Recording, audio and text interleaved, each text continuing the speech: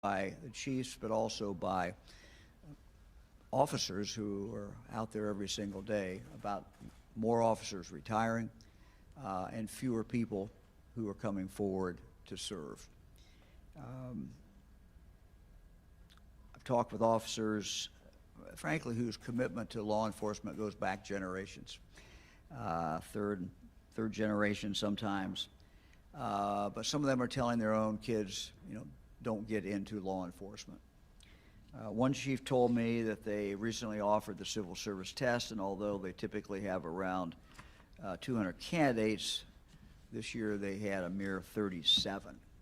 The inability of law enforcement agencies to recruit and retain qualified and professional officers, if this trend line continues, it certainly is not good. Failure to keep the ranks of our law enforcement agencies full has the potential to create a public safety crisis in this state. During this time where we are seeing more violence, that is an additional challenge, an additional problem. In June of last year, we created the Ohio Office of Law Enforcement Recruitment to help local agencies address these very issues and to assist them in recruiting good candidates qualified for the job, particularly minorities. Sarah Shendy, the director of that office, will talk in just a few more minutes about the immediate efforts that the office is undertaking to help law enforcement with recruitment and to help law enforcement with retention. But first, I'd like to announce a new long-term project we're launching. The project is to recruit law enforcement candidates and to equip them with the skills they need for a successful career before they ever put on a badge. The Office of Law Enforcement Recruitment's new College to Law Enforcement Pathway Program, College to Law Enforcement Pathway Program, will connect criminal justice programs at colleges and universities in Ohio with law enforcement agencies across the state to mold our next generation of law enforcement leaders. By linking criminal justice majors with seasoned law enforcement mentors during the students' junior and senior year in college will really, I think, go a long, long way. It will give these majors some real-world experience. It will be similar to it is in fact a mentoring program. You could even refer to it as a co-op, where they'll actually go out and be with these law enforcement mentors. They will be guaranteed as part of the program a job as soon as they graduate. A couple of weeks ago, I had the chance to discuss this entry-level leadership development program with a group of chiefs and mayors. They were very excited about the prospect of this program. We are going to start with a pilot project that will involve Cedarville University and Central State University.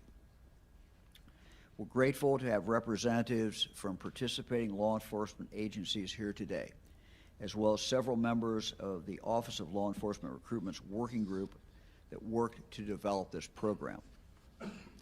We also have representatives from both universities here, including Dr. Virginia Redmond from Central State and Dr. Patrick Oliver from Cedarville University. Let me also mention Dr. Oliver has been a consultant to our office for some time, a consultant to our recruitment office, and he will give more details about this pilot project. So let me first turn to Dr. Oliver.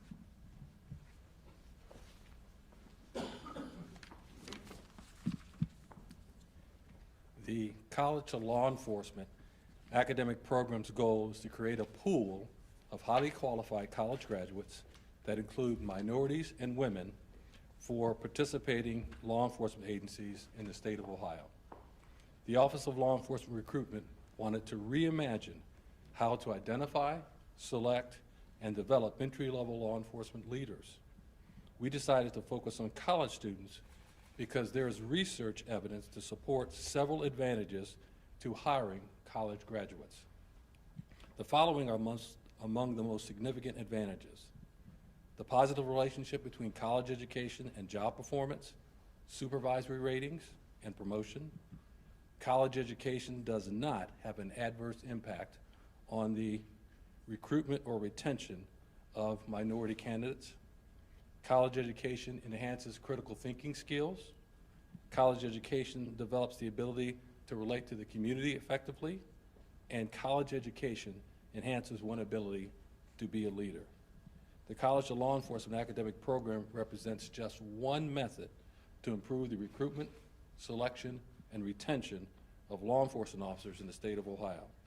This program does not prevent law enforcement agencies involved in the pilot study from hiring the majority of their officers using the current hiring process. It simply provides another opportunity for access to suitable, quality law enforcement candidates.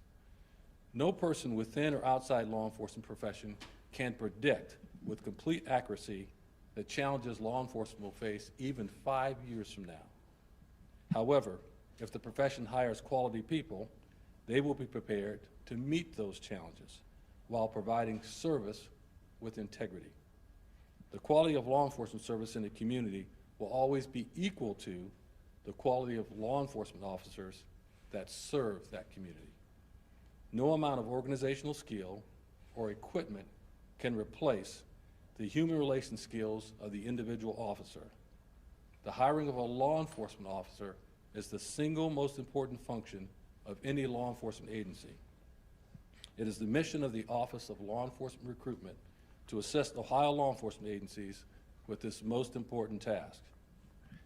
Here's a list of law enforcement agencies who made a soft commitment to the College to Law Enforcement academic program.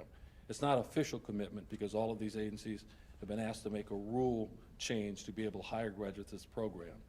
The following agencies have agreed to be a part of this program as long as they can make the rule change. And I don't know if, Governor, you wanted to mention those. I'll let the Governor mention those agencies, but those agencies are, most of them are present here, and many of the leaders of those agencies are present here today. And so also present, once again, are Dr. Virginia Redmond, Dr. Brad Buckmeyer from Central State University, and Dr. Mark Smith from Cedarville University. So, Governor, I'll let you mention those agencies. Thank you. Doctor, thank you very much. Dr. let me just say, has advised us for some time. He is a true expert in the area of minority recruitment, and he has written a number of articles in regard to this, and is a real, as I said, a real expert. We now have 11 agencies that have expressed a desire to be part of this.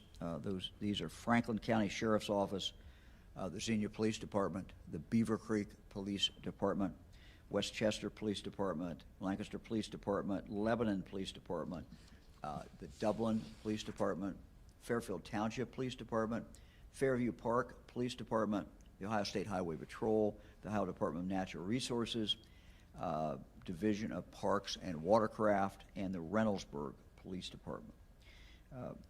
Here to talk about the involvement of the Franklin County Sheriff's Office is David Masterson, the Sheriff's Director of Administrative Services.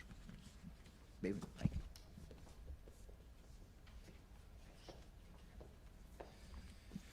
Good morning. As mentioned, my name is Dave Masterson, the Director of Administrative Services for the Franklin County Sheriff's Office. Part of my role is oversight of our human resources. The Sheriff's Office is committed to developing and implementing the best recruitment and hiring practices available in order to serve every resident of Franklin County. We're always looking for avenues that afford us the opportunity to engage more candidates as potential employees with our office. And on behalf of Sheriff Dallas Baldwin, we're pleased to be accepted as a partnering agency for the College to Law Enforcement Program pilot project. We believe that our experience and expertise can be mutually beneficial as the program continues to grow. And one of the main things that drew us to this project is we love the fact that while we continue our traditional hiring processes, we know that this particular process with the two partnerships with the two universities is ongoing in the background, and at the end of it, we're going to have viable, vetted candidates that we can offer employment to. That's great. Thank you very much. Yep. Appreciate it. Thank you. So again, this is a long-term program that helps criminal justice majors develop their skills. And it does it in the combination of the academic as well as actually being out with officers. We also know there's an urgent need for qualified candidates right now. I'm going to now ask Sarah Shendy can talk about some of the other initiatives that we've been working on to help law enforcement agencies recruit qualified officers. Sarah? And Governor DeWine, thank you for the introduction. So I'm going to just talk about a few of some of the short-term things that the Office of Law Enforcement Recruitment is doing on a daily basis. I would like to say Monday through Friday, but I'm going to extend it to Monday through Sunday to help police departments find and attract those qualified applicants. First thing that I wanted to mention is we have monthly newsletters, and they do address topics under the umbrella of the selection, retention, and recruitment of law enforcement officers. Governor DeWine announced a couple weeks ago our upcoming grant program that's going to be available to help out these departments. Our website is up and running. If you have not checked that out, please do. It has a lot of good and valuable information for those who are interested in entering the law enforcement profession. Dr. Oliver and I have been speaking at conferences. We have also the Attorney General's Conference coming up in October, and yesterday I spoke at the School Resource Officer Conference on how police officers in schools also impact recruitment in the state of Ohio. Twice a month we hold educational webinars, again covering the same three topics: selection, retention, and recruitment of police officers. And those webinars are free, and they have been very well attended. And we are promoting the Grow Your Own program, which Dr. Oliver talks about in one of his books. To target more minorities and women, we have a couple of women empowerment panels that are scheduled to go out on webinar as well, and those usually involve Q&A to talk to women that are in supervisory positions in law enforcement. We also do one-on-one with police departments in terms of if they need help with their recruitment strategies. We do one-on-one with colleges. The two colleges that I have worked with the most have been Kent State University and the University of Akron. And I've also done engagements virtually and in person with open enrollment academies. The last two things that I'm gonna mention are my efforts with speaking to youth police academies around the state of Ohio. And I think the most valuable thing and my favorite thing to do is the one-on-one guidance and mentorship to cadets and our potential recruits that want to come into law enforcement. Thank you, Governor. Thank you very, very much. We continue to work with the state legislature. This is budget season, and there are a number of initiatives that were in our proposed budget and that we hope will be included in the final budget passed by the state legislature. One of these is to direct more funding to the Ohio Law Enforcement Recruitment Office. The funding would create a new grant program to fund innovative ideas at the local level to recruit female and minority officers. Things like law enforcement, also like law enforcement academy scholarships, law enforcement explorer posts, police athletic leagues, K through 12 mentoring programs. All of these things play a role ultimately in recruitment. The earlier you can reach a young person, get them interested in law enforcement or in any profession, the better chance there is that that person will end up in that profession. We're also working hard through the budget to give our officers the tools they need to help reduce violent crime in our communities. We continue to hear from law enforcement officers that it's a small number of the criminal element that causes most of the violent crime. We also have data that clearly shows this. The budget that the legislature is working on right now, we hope will include funding for violent crime reduction grants that can be used by agencies to implement new violent reduction strategies such as gunshot detection technology, expansion of safe streets task forces, and other innovative local violent crime reduction initiatives. We also plan to support our local law enforcement agencies through the new budget by expanding our Ohio School Safety Center, as well as the Ohio Narcotics Intelligence Center, or as we call it, ONIC. By expanding the ONIC, we'll also be able to increase analysts' investigative capacity to assist law enforcement in cases where violent crime is linked to narcotics trafficking, as it is many times. We also intend to expand the ONIC's capabilities so that we can provide that level of service all across the state of Ohio to every law enforcement agency. Our job is to help and support Ohio's local law enforcement with the resources and the assistance that they need. And what we're announcing today, we believe, will be of significant help. Now, happy to take any questions. Governor, you mentioned about incentives, about the grant program. Can you elaborate a little bit more, especially for the young folks that are watching, why they should even join the law enforcement in the first place, since you said since morale is pretty low?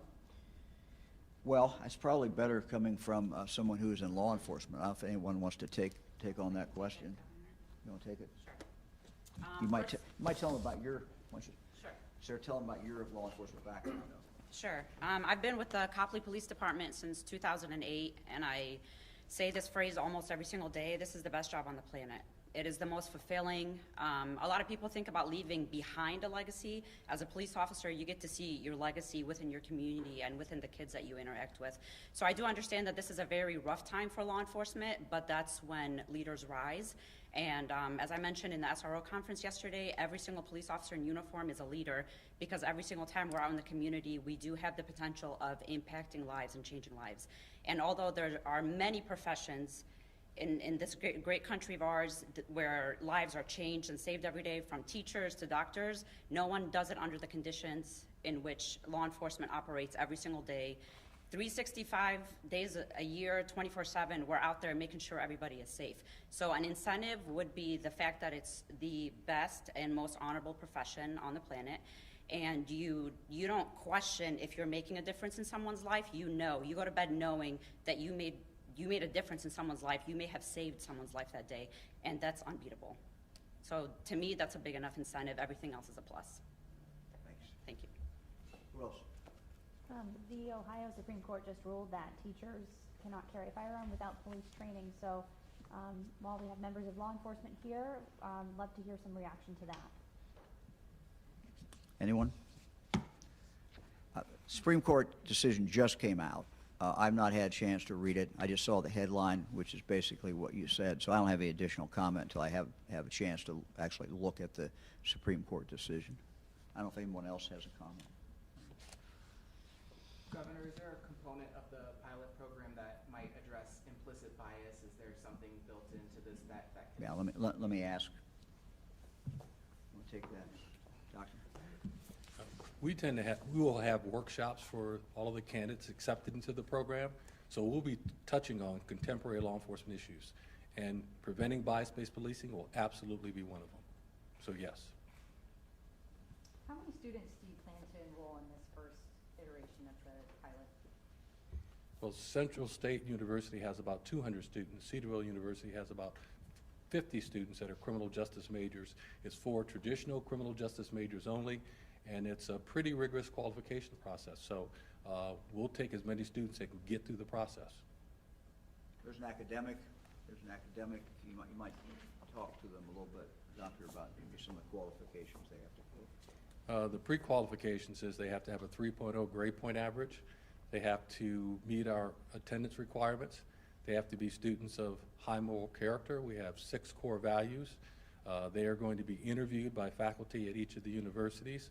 Those are the pre-qualifications. If they meet those, then they can apply to the program. Once they apply to the program, they are going to get a personal history questionnaire, followed by a full, complete background investigation, followed by a polygraph, physical fitness testing, psychological, medical. They'll have to take a career assessment. So it's going to be a very extensive, rigorous process to get in this program. I think it'll probably have a fairly high elimination rate.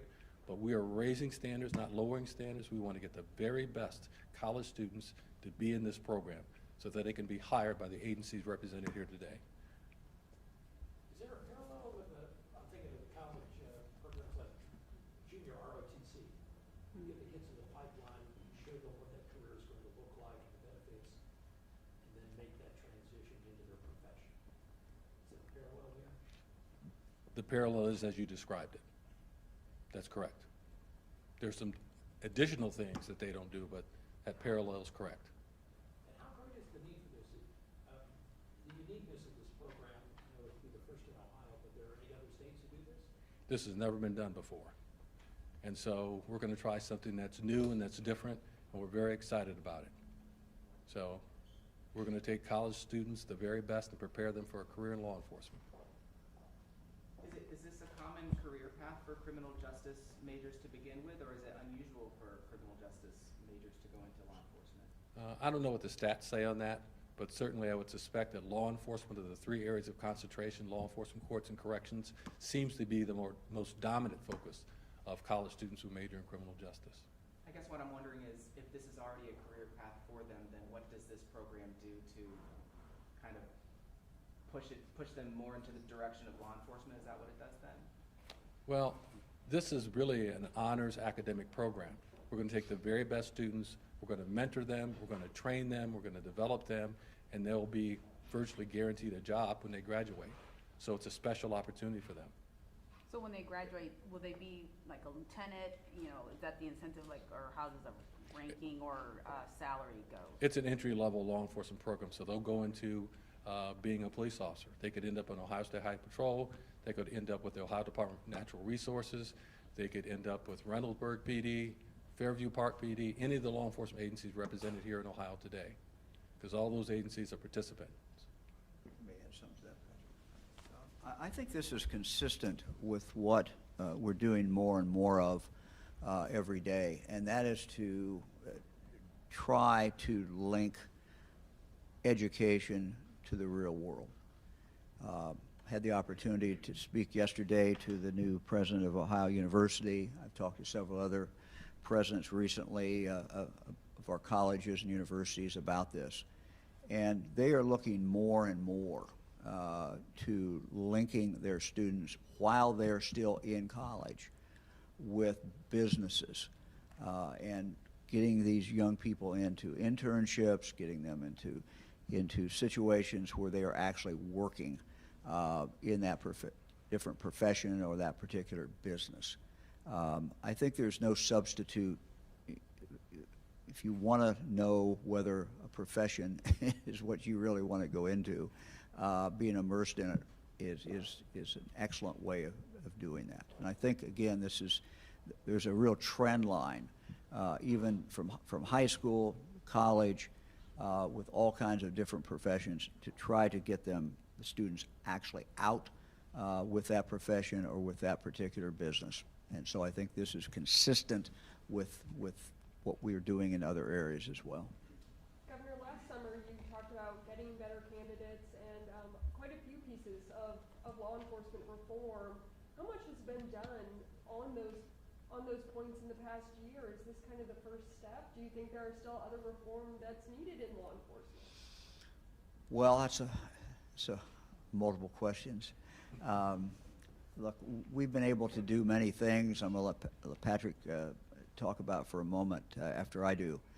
But we also have a bill pending in the legislature, as you know, and that bill is focused on police reform. It is focused on treating law enforcement as the profession that it truly is. So once the budget is done and the legislature comes back in the fall, I'm hopeful that they will focus on that bill because this is a bill that I think has real bipartisan support. I think it has support from communities. I think it also has support from law enforcement. So that reform bill is still pending in the legislature. So Patrick, I don't know if you want to add anything else. Governor, can I say Sarah, something? yeah. So I also wanted to add, in addition to what was said, that as a law enforcement profession, We can't wait on bills. We can't wait on massive change. We reform every single day. We reform after every encounter that could have gone better, after every traffic stop that could have been handled differently, after every, maybe a phrase was said on a domestic violence call that shouldn't have been said. We have to reform is incumbent upon us as individual officers, as departments. So all the things that are going on a larger level are great, and they absolutely help us, and we do need them.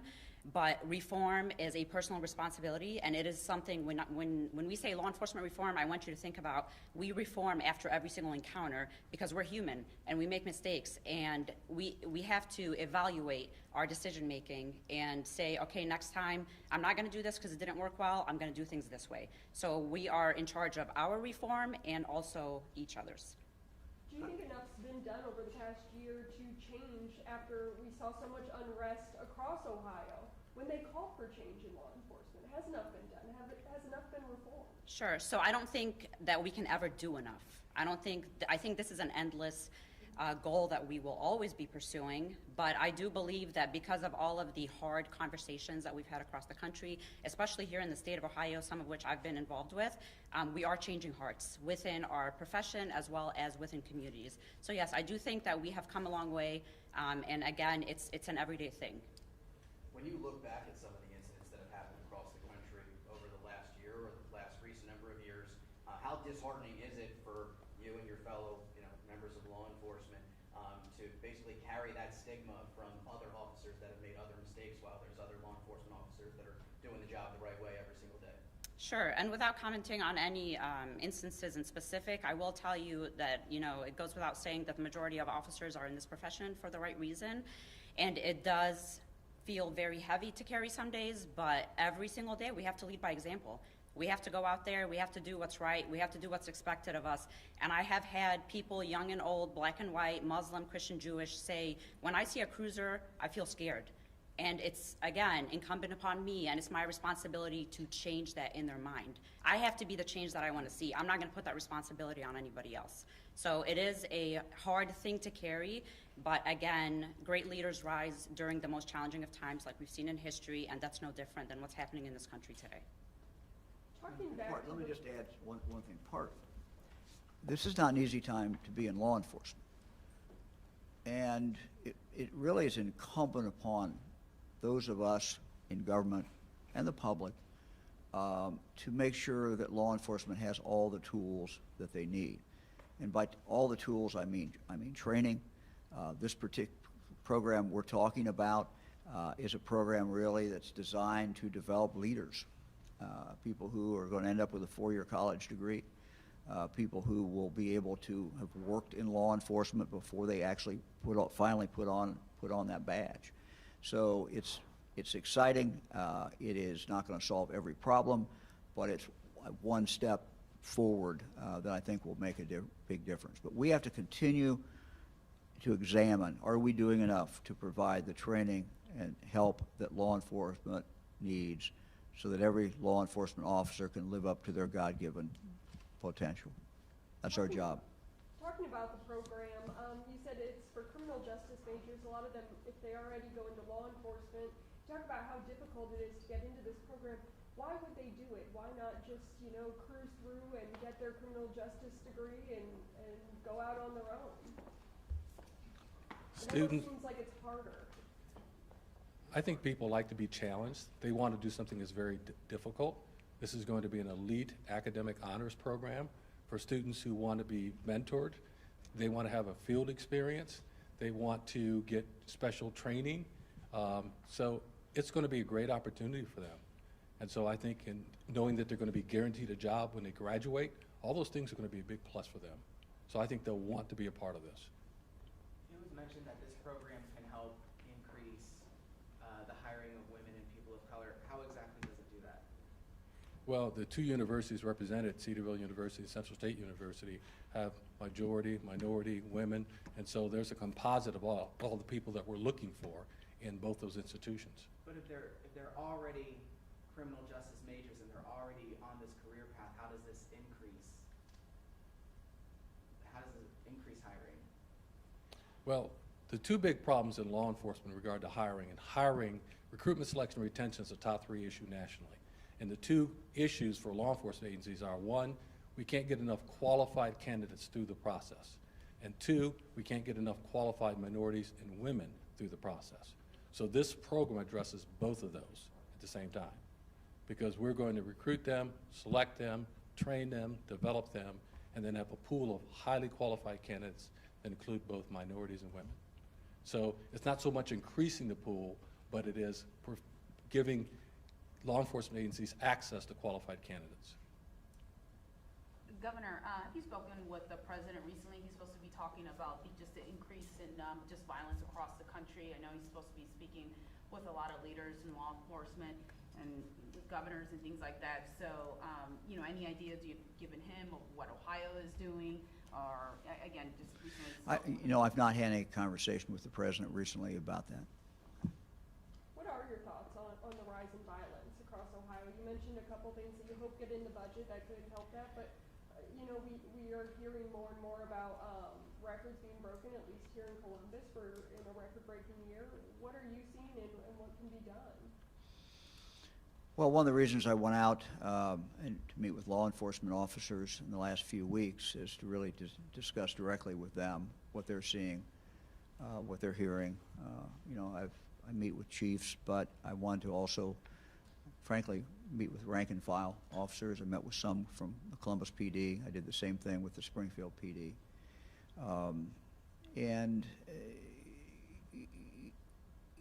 You know, it is a difficult time, but we have to support law enforcement.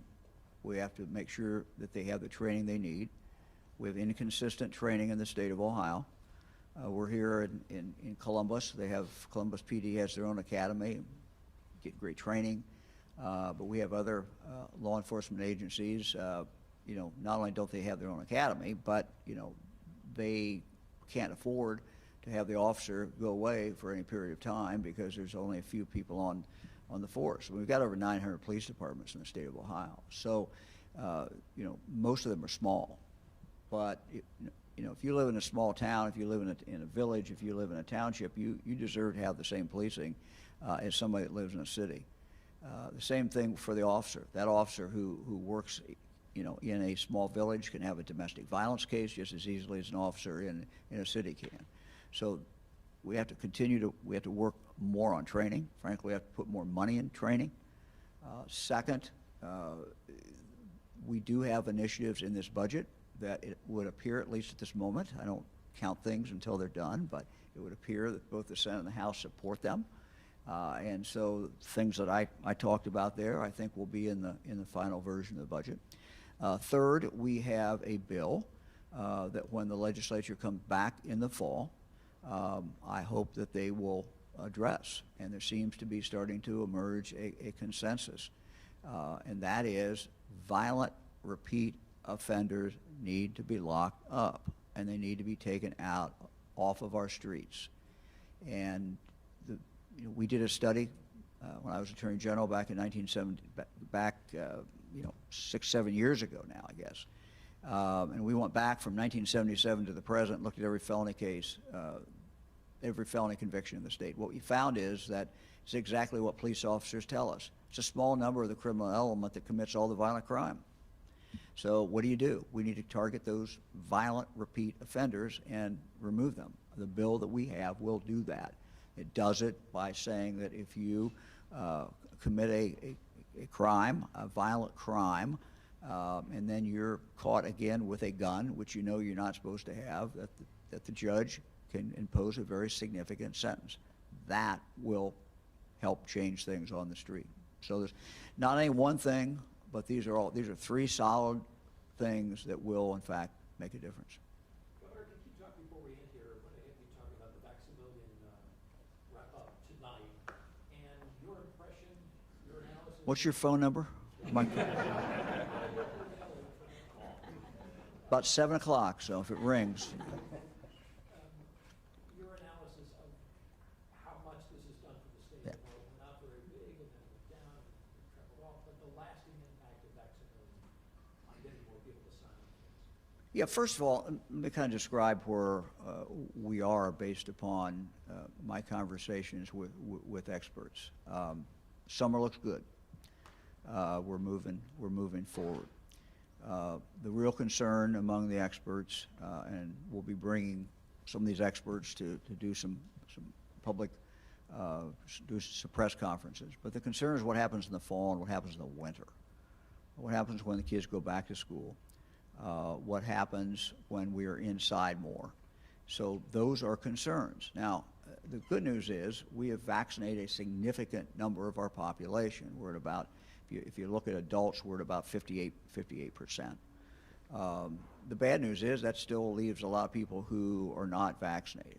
If you look at our county chart, and we break this down by county, all 88 counties, and what you find is that there's some counties that are really low in vaccination rate. And so those are the areas that we worry about. School goes back in, people are moving around, they're inside more. We worry about outbreaks that will occur. We are losing, best we can tell, and deaths are lagging, so you never get the data in the right, you don't get it immediately, it's lagging. But I've asked our data people to look at this, and they told me this morning that they think we're averaging today about 14 deaths a day in Ohio from COVID. So we're not through this, is my point, Jim. We're a lot better off than we were. We have the vaccine, but we just have to do everything that we can to make the vaccine available for any Ohioan who wants it, and encourage Ohioans to take it. The Vax-A-Million was extremely successful. It was extremely successful in the first week. What it accomplished in the first week made it a success. The second week was a good week as well. After that, we assume that there continue to be some people who are getting vaccinated because of the Vax-A-Million, but clearly the impact went down after that second week. But it really punched it. We were going down like that. It took us back up, and we've had a lot of people who've been vaccinated, either who wouldn't have gotten vaccinated at all, or who were vaccinated earlier than they would have been, and that matters as well. So successful, happy with it, but you're looking at the numbers today, and we edge up every day, but we have a ways to go. And again, I'm concerned. As happy as I am to have this press conference in public, as happy as I am to go to a Cincinnati Reds baseball game, as happy as I am to go out fishing with my kids and grandkids, and do all the things that we all like to do, that I'm doing and Fran's doing. The concern is what happens in the fall. Kids are back in school. What happens when we get inside more and into the late fall and then into the winter? With the variants that are in fact out there. That is the concern. Any other incentives in the pipeline? We set the Maybe. stage for others to follow. Maybe. Anybody else? Just ask one last question about the program itself, and to any officers here. I mean, you guys are obviously trying to boost who exactly represents you, but what are you guys doing to improve community relations with the public? Because there's clear that there is a lack of trust between law enforcement and the public itself. Will this program help that, or are there other things that you guys are currently working on?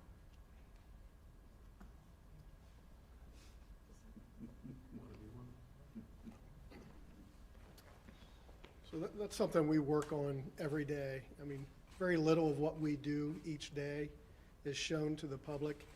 But what we like to do is reiterate to the officers out there that you have to make that impact every single day. So it's not your community relations bureau. It's not a specialty assignment. Each officer has to go out there every day to make an impact on the public that they serve. So we just reiterate that and make it part of our culture within our agency.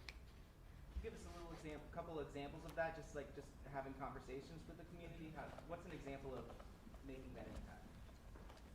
Yeah, I think there's an opportunity for an officer each and every day to have that contact, to show what we have tried to express today, which is that this is the most wonderful profession in the world. You get to make a difference in one person's life each and every call and each and every contact.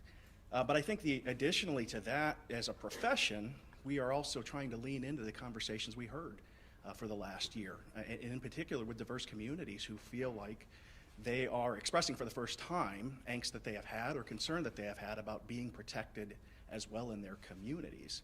And so leaning into those conversations, I think, is critically important for us as a profession. And as an example, our department has, and our city, created a couple of community dialogues to continue that conversation as a community task force in Dublin and as a Chiefs Advisory Committee. And we've met each month with a group of, again, very diverse members of and stakeholders in our community to have those critical conversations about policies and practices and procedure and where we're going as a profession. This is a fundamental opportunity not for us to just meet the expectations of today, but to project forward to figure out what does policing look like in the future in the state of Ohio and in the U.S.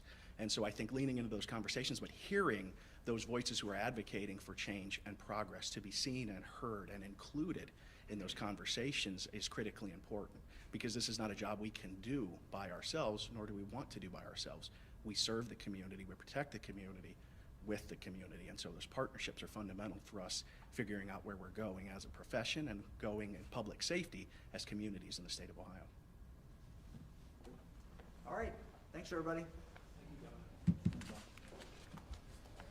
Thanks, everybody. Appreciate it. Governor. Thank you all.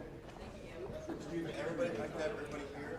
Nope. Get a big group photo. Group photo. Everybody can just kind of stay where you are. I'm moving this off.